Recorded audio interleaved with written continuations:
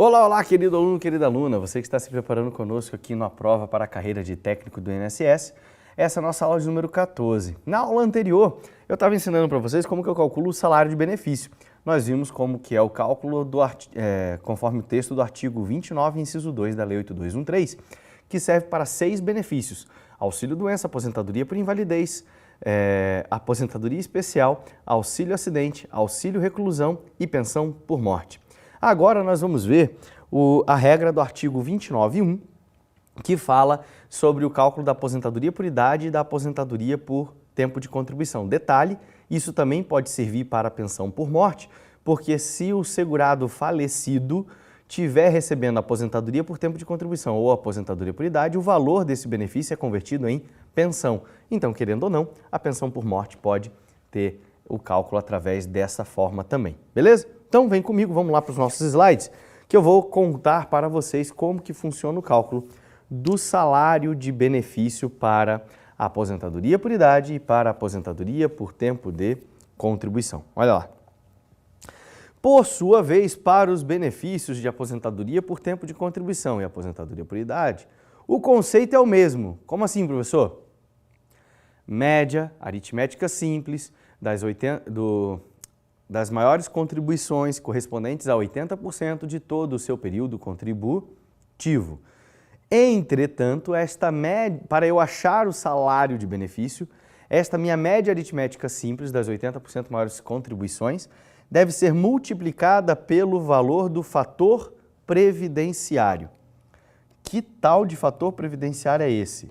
Mesma coisa, foi introduzido lá pela 9876 de 99 e o fator previdenciário vai levar em consideração a idade do segurado, seu tempo de contribuição e a tal da expectativa de sobrevida, transformando estes dados em um número. É mais ou menos assim, voltando para aquele conceito matemático. Bom, estamos falando de cálculo de valor de benefício, então não poderíamos fugir da matemática. O fator previdenciário expresso em fórmula, ele seria mais ou menos assim, ó. Lógico que a fórmula dele é um pouco mais complexa, tá certo? Está lá na Lei 8213, se não me engano, parágrafo 7º. Mas só para facilitar a nossa vida, a ideia do fator previdenciário é assim, ó. A idade multiplicada pelo tempo de contribuição e dividida pela expectativa de vida. Tá certo? Portanto, quanto maior o meu tempo de contribuição e quanto maior a minha idade, menor vai ser a minha expectativa de vida e maior vai ser o valor do fator previdenciário. O fator previdenciário ele pode variar de 0,50 até 40, vamos colocar assim.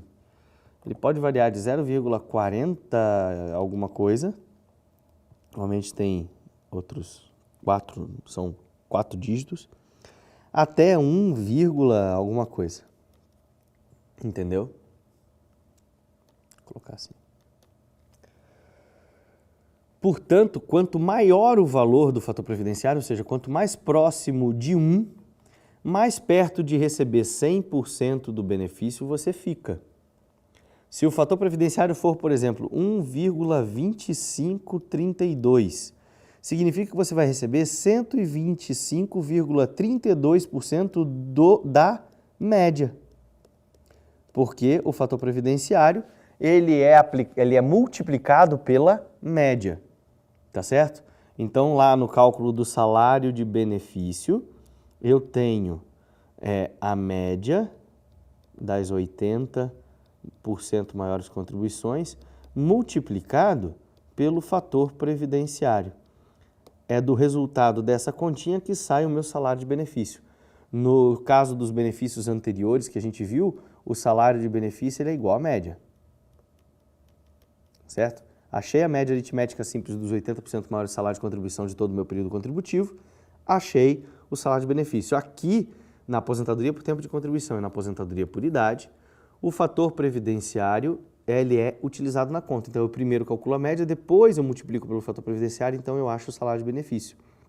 Portanto, Se o salário de benefício for 1, alguma coisa, significa que eu vou receber mais que 100% dessa média, ou seja, eu melhoro a minha média. Em compensação, se o fator previdenciário for 0,6531, significa que eu vou receber 65,31% da minha média, ou seja, eu vou reduzir a minha média. Como que isso acontece?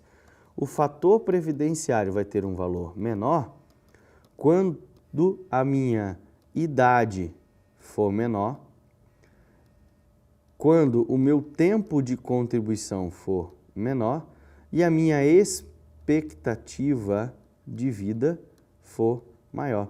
Porque elas são inversamente proporcionais. Quanto maior a minha idade, menor é a minha expectativa de vida. Quanto mais idade eu tenho, mais tempo eu tenho para contribuir. Quanto menos idade eu tenho, menos tempo eu tenho para contribuir. Então, tudo isso acaba resultando em um cálculo mais ou menos favorável para o segurado. Entenderam? Então, meus queridos, a gente precisa ter em mente, né, esta garantia de que o fator previdenciário, quanto maior for o seu valor, menor é o desconto do benefício. Quanto menor é o valor, maior é o desconto no benefício. Tá certo? Vamos falar um pouco mais sobre isso. Então, de acordo com essas regras, o valor do salário de benefício ele nunca pode ser inferior a um salário mínimo, nem superior ao limite máximo de contribuição de cada benefício na data de início, tá? E o conceito muda um pouquinho quando a gente calcula a aposentadoria por tempo de contribuição do segurado especial. Quando o segurado especial quer ter direito à aposentadoria por tempo de contribuição, então o cálculo é feito da seguinte forma, ó. Eu troco a ideia de salários de contribuição por valores sobre os quais incidiu a contribuição anual, aquela contribuição do segurado especial sobre a sua produção rural. Pode ser uma por ano, 2 por ano.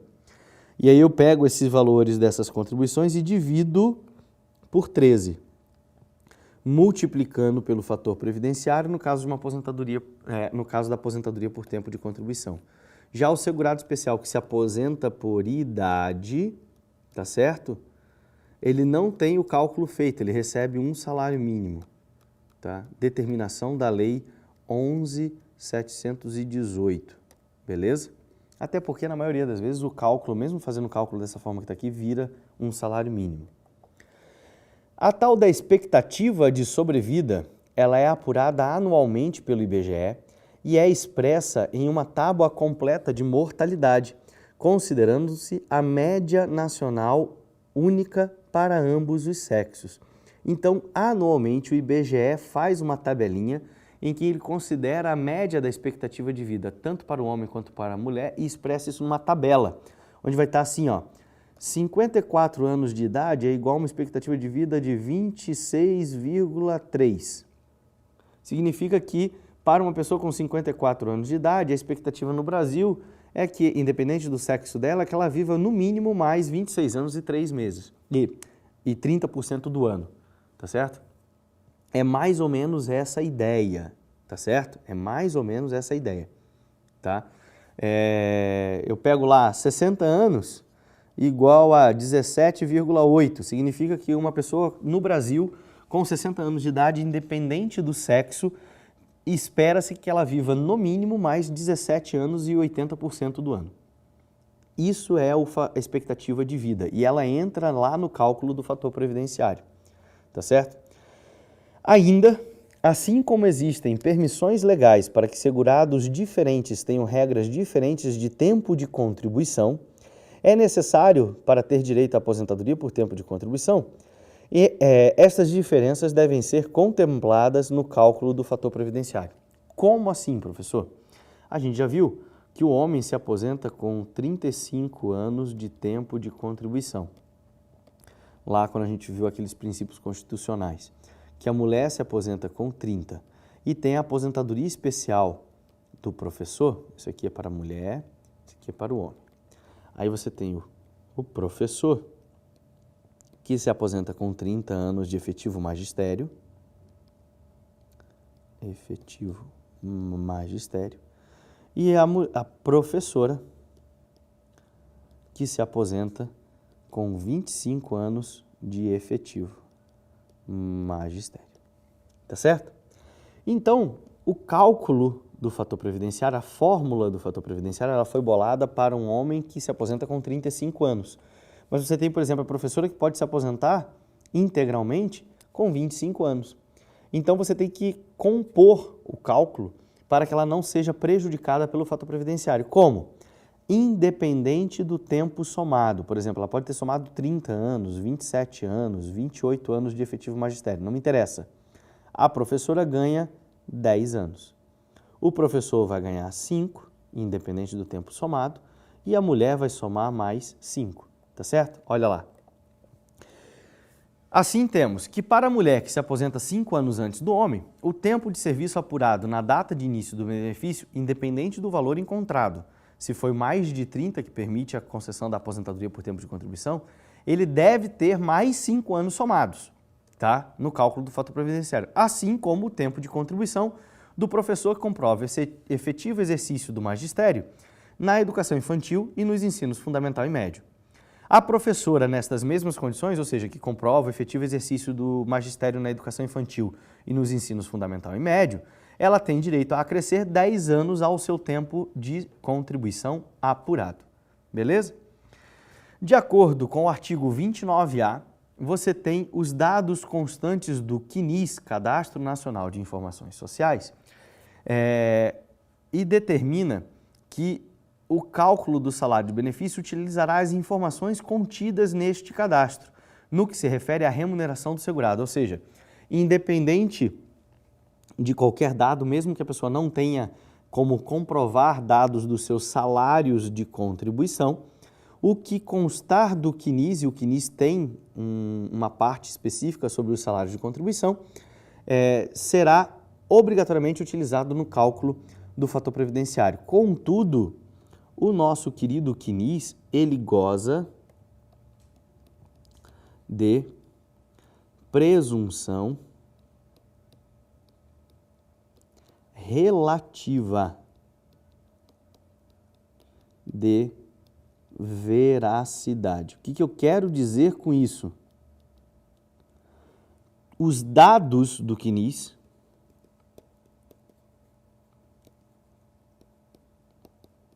admitem prova em contrário. Então, se o CNIS está dizendo lá que em janeiro de 2014 eu fiz uma contribuição de R$ 1.500 e eu tenho o meu olerite, por exemplo, o meu contra-cheque,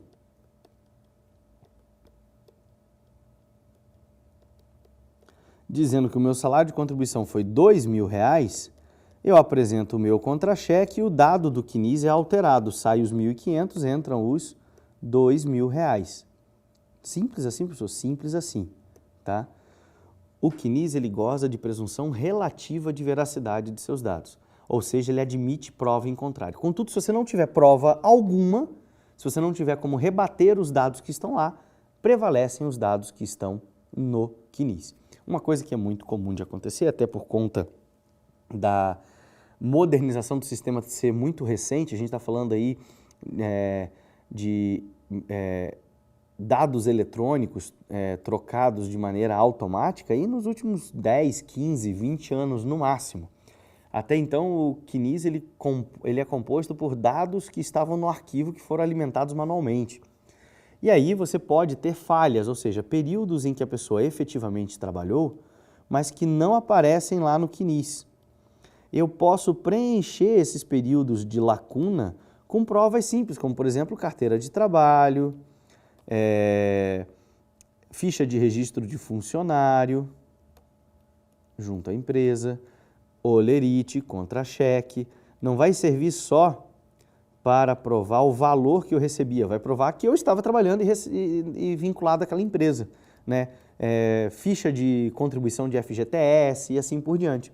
Isso comprova o vínculo e eu consigo preencher esses buracos, essas falhas que existam no cadastro do CNIS. Entenderam? Portanto, o CNIS sempre admite prova em contrário aos seus dados. Ele não goza de presunção absoluta de veracidade. Ele goza de presunção relativa de veracidade. E, como a gente já viu, o artigo 29b determina que os valores dos salários de contribuição do segurado devem ser atualizados de acordo com a variação do INPC, apurado pelo IBGE. Eu vou pedir licença para vocês aqui, deixa eu colocar um slide novo, que eu quero mostrar para vocês o seguinte. Eu gosto de fazer uma tabelinha para que a gente possa entender as limitações.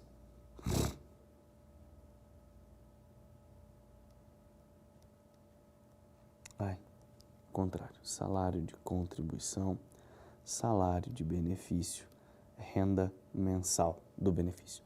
Eu sempre faço assim, uma tabelinha para a gente poder discutir o seguinte, ó, maior que o teto, menor que o mínimo.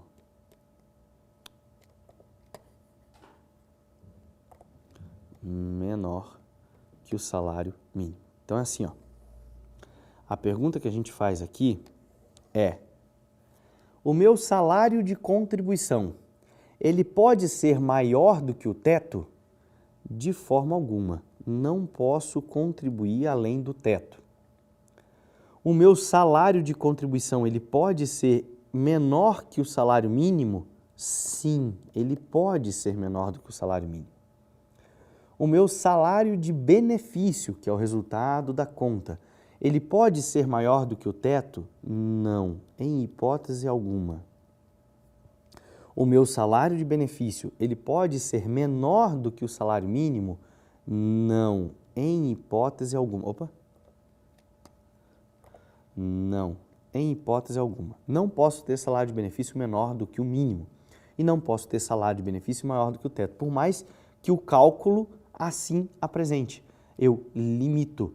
Eu paro o salário de benefício no teto e se ele der menos que o mínimo, eu aumento, eu elevo ele até o mínimo. O meu salário de contribuição, ele pode ser menor do que o mínimo? Pode. Quando? Nos casos de proporcionalidade. E ele pode ser maior do que o teto? Jamais. Não posso contribuir além do teto. Se eu fizer contribuições além do teto, eu tenho o direito de pedir os valores das contribuições de volta. Eu tenho direito à restituição da contribuição em excesso. Já a renda mensal inicial do benefício e até a renda mensal subsequente, ela pode ser maior do que o teto? Sim. Em 2 casos, ela será maior do que o teto. No caso do salário maternidade, quando a gente falar do salário maternidade, eu vou explicar para vocês em que condições ele pode ser maior do que o teto. E no caso da aposentadoria por invalidez para a pessoa que necessita do acompanhamento permanente de terceiros, ele recebe um abono de 25% sobre o salário de benefício, independente do resultado final da conta, tá? É 25% vezes o salário de benefício. Então, ele recebe 125%, digamos assim, do salário de benefício. E se o resultado for além do teto, não tem problema, ele vai receber além do teto. Ele tem essa permissão. Artigo 45, tá? Da 8212. Da 8213, perdão. Então, nesses 2 casos, eu posso ter renda mensal inicial além do teto. E a renda mensal pode ser menor do que o mínimo? Sim, em apenas um caso. No auxílio acidente. Sabe por quê? Porque o auxílio acidente, ele é único benefício de caráter indenizatório. E aquela regra constitucional que a gente viu de que os salários não podem ser inferior ao mínimo é para os benefícios substitutivos de renda ou remuneração, ou seja, todos os outros que não são o auxílio acidente, tá certo? Então, para todos os outros benefícios que não são auxílio acidente, eles são substitutivos de renda, e aí eles não podem ser menores do que um salário mínimo. Um outro benefício que é menor do que um salário mínimo é o salário família. mas ele também não é substitutivo de renda, tá certo? Ele é um acréscimo, ele é uma assistência dada ao trabalhador de baixa renda. Tanto que existe uma série de requisitos quando a gente falar do salário de família, a gente vai ver. E como a gente já viu, o salário de família não usa salário de benefício para a limitação, para o seu cálculo. Ele já é um salário pré-definido pela lei. Então guardem esse quadrinho para vocês não caírem em pegadinha. Salário de contribuição pode ser maior do que o teto? Não. Salário de contribuição pode ser menor do que o salário mínimo? Sim, nos casos de proporcionalidade do tempo de contribuição, do tempo de prestação de serviço. O salário de benefício, ele pode ser maior do que o teto? Em hipótese alguma. O salário de benefício pode ser menor do que o salário mínimo? Também não. E a renda mensal inicial do benefício? E também a renda mensal seguinte do benefício. Ela pode ser maior do que o teto? Sim. Nos casos do salário maternidade, que não usa salário de benefício como base de cálculo, e no caso da aposentadoria por invalidez daquele que necessita do acompanhamento permanente de terceiros, que ele tem um acréscimo de 25% sobre o valor do salário de benefício. E a renda mensal pode ser inferior a um salário mínimo? Sim. Nos casos do salário família, porque ele já é pré-determinado em lei, ele é apenas uma assistência ao trabalhador de baixa renda. Para você ter uma ideia, hoje o maior valor de salário família chega a R$ 35,00 por filho, menor de 14 anos. Então, é ridículo. É um valor bem pequeno. E nos casos do auxílio acidente, porque o auxílio acidente ele é uma verba de caráter indenizatório, ele não é substitutivo de renda. Todos os demais benefícios que sejam substitutivos de renda, eles não podem ser inferiores a um salário mínimo. Beleza? Seguindo, vamos iniciar os estudos falando sobre os requisitos legais para a concessão dos benefícios previdenciários. Primeiro requisito legal que aparece para a gente aqui com relação à possibilidade de concessão do benefício previdenciário é a filiação e a inscrição dos segurados. Então, a inscrição é o ato de natureza administrativa, através do qual se opera o registro do segurado junto ao INSS. Então, a inscrição, ela é formalidade. Entenderam? É o ato administrativo onde o INSS faz o teu registro, onde ele te inscreve, tá? Onde você passa a fazer parte do clubinho, você entra no regime geral de previdência social. Já a filiação, ela é o momento, olha lá, ela é o momento em que o segurado passa a integrar o regime geral de previdência social. É o vínculo estabelecido entre o segurado e o sistema, o RGPS. Tá, professor, qual que é a diferença de formalidade que é um ato e momento? É o seguinte, como a gente viu, as características do RGPS, quais são? A gente já viu lá atrás. O RGPS, ele é de filiação.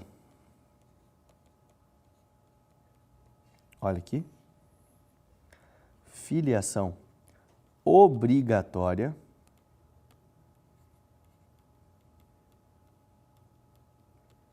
e de caráter contributivo.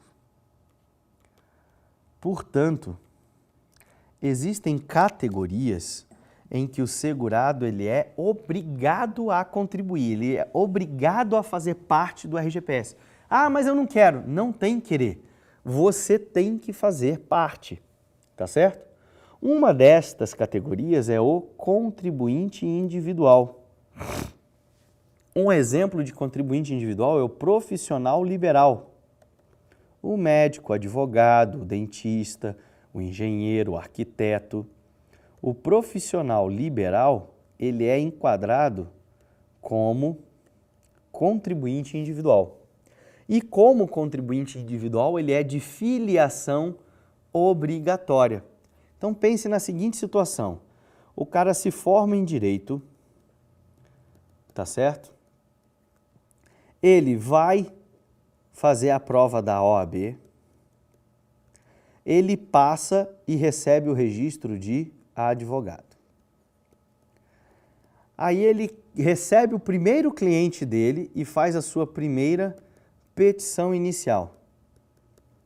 e distribui essa petição no fórum para que o juiz aprecie o processo dele. É o primeiro processo dele. Meus queridos, a partir do início do primeiro processo de um advogado, ele efetivamente está exercendo a profissão, ele virou profissional liberal e automaticamente ele é enquadrado como contribuinte individual. Automaticamente ele está filiado ao RGPS. Poxa, mas ele nem contribuiu, ele nem se inscreveu, ele nem se registrou? É. E ele já está afiliado? Sim. Para que serve isso, professor? Principalmente para que você possa fazer contribuições de períodos que você não fez. Porque você é obrigado a fazer as contribuições. Não se esqueçam, a filiação é obrigatória. Por um acaso, lá no conceito do RGPS está escrito que a inscrição é obrigatória? O que está escrito que é obrigatório? A filiação. Tudo isso que eu estou explicando para vocês entenderem o seguinte: posso ter filiação sem inscrição? Resposta: sim.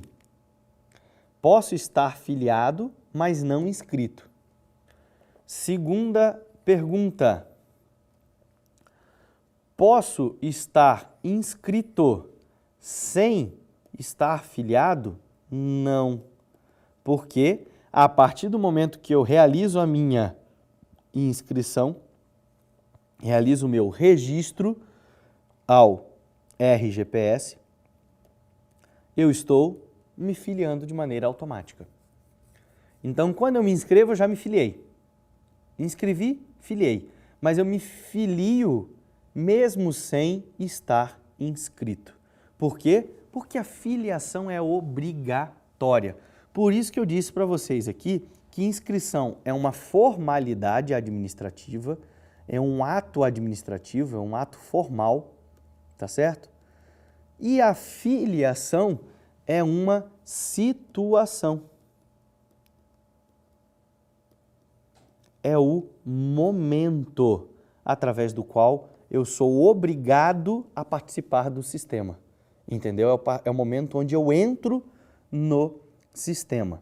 Vamos ver como que se dá a inscrição e a filiação para cada uma das categorias de segurado. Olha lá.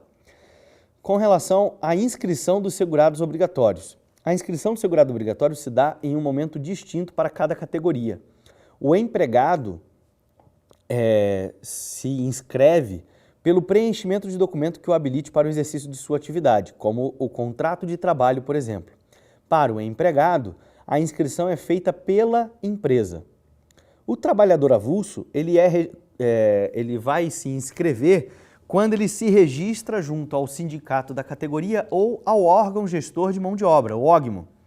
E são o sindicato ou o OGMO que são responsáveis por fazer a inscrição do trabalhador junto ao RGPS. Já o segurado empregado doméstico, o contribuinte individual e o segurado especial, a inscrição vai se dar da seguinte forma: ó, para o doméstico, por qualquer documento que comprove sua relação de emprego, pode ser recibo de pagamento, qualquer coisa. Para o contribuinte individual, pela apresentação de documento que o caracterize na condição de contribuinte individual, autônomo, empresário, profissional liberal e assim por diante. E para o segurado especial, por qualquer documento que demonstre a condição de trabalhador enquadrado nas condições de segurado especial, normalmente rural ou pescador. Nestes três casos, a inscrição é feita pelo INSS mediante a entrega para o trabalhador do documento do NIT, número de inscrição do trabalhador, ou do PIS, Programa de Integração Social. Esses dois têm o mesmo número, mas são sistemas diferentes. Mas como que é feito? O próprio segurado vai ao INSS e ao INSS o responsável por entregar para ele esse número de inscrição, tá certo? Através do qual ele estará inscrito. E a filiação do segurado obrigatório? A filiação do segurado obrigatório se dá de forma automática a partir do momento em que comprova o exercício da atividade que o vincula de maneira obrigatória ao RGPS, ou seja, independentemente de inscrição. De acordo com o artigo 19 do Decreto 3.048, e como a gente já viu o do artigo 29A da 8213, os dados constantes do CNIS servem de prova de filiação do segurado ao RGPS, embora outras provas sejam admitidas, como anotação em carteira, olerites, prova do exercício regular da profissão da atividade de profissional liberal e assim sucessivamente. O exercício de mais de uma atividade remunerada enquadrada dentro do RGPS impõe ao trabalhador tantas inscrições quantas forem essas atividades, embora o número de cadastro, ou seja, a inscrição, o NIT ou PIS, deva ser preservado. Vou dar um exemplo para vocês, meu, pessoal. Eu sou advogado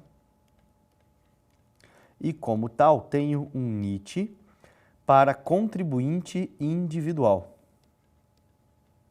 Tá certo? Porque eu sou profissional liberal. E aí eu comecei a dar aulas aqui na prova. Só para poder deixar a categoria diferente, eu vou dizer uma coisa que não acontece de verdade. Eu fui contratado, tá? Sou empregado. Isso não acontece, eu sou autônomo prestador de serviço. Mas só para a gente poder ficar com uma categoria diferente aqui. Sou empregado como professor. O meu NIT é o mesmo, não muda. As contribuições que o meu empregador vai fazer vão ser no mesmo número, só que eu estou registrado como empregado. Então o que vai acontecer? Lá no INSS eu tenho duas inscrições, tá certo? Mas eu tenho uma filiação, um número de registro. Eu tenho uma inscrição como contribuinte individual e tenho uma inscrição como empregado, mas eu tenho um único número de inscrição. E se eu fosse exercer uma outra atividade que me enquadrasse, por exemplo, como empregado doméstico, não é o caso, mas tudo bem, eu teria uma nova, tá? Eu teria uma nova inscrição, mas o número seria o mesmo. E poderia exercer atividades concomitantemente, se não existir nenhuma proibição legal, eu posso acumular essas funções de maneira concomitante, ou seja, ao mesmo tempo, sem problema nenhum. O que eu tenho que respeitar? Somadas as contribuições, eu não posso ter salário de contribuição superior ao quê? Ao teto. Então, contribuindo aqui, contribuindo aqui, contribuindo aqui, o valor final da contribuição não pode ser mais do que 4.390.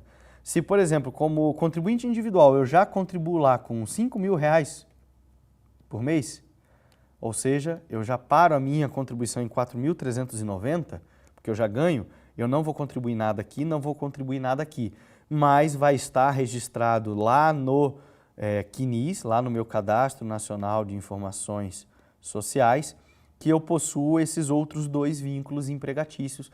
Vai estar cadastrado qual é a remuneração que eu tenho desses vínculos, mas eu não fiz contribuição porque eu já pago o total por esse outro vínculo. É mais ou menos essa ideia, tá certo? Na próxima aula a gente vai falar sobre a inscrição e a filiação do segurado facultativo, beleza? Galerinha, não deixem de utilizar os recursos que a prova disponibiliza para vocês, não se esqueçam do nosso acordo, vocês em casa leem a lei, eu daqui vou passando para vocês os conceitos para a gente poder ir trocando as ideias e concluindo, né, o raciocínio ali, mantendo o conteúdo de uma maneira mais acessível, beleza? Não deixem de exercitar, utilizem o banco de questões do Aprova e tentem sempre fazer a ligação com a banca examinadora assim que sair o edital, beleza? Um forte abraço, meus queridos, bons estudos e eu encontro vocês na nossa próxima aula. Até lá, valeu, tchau, tchau!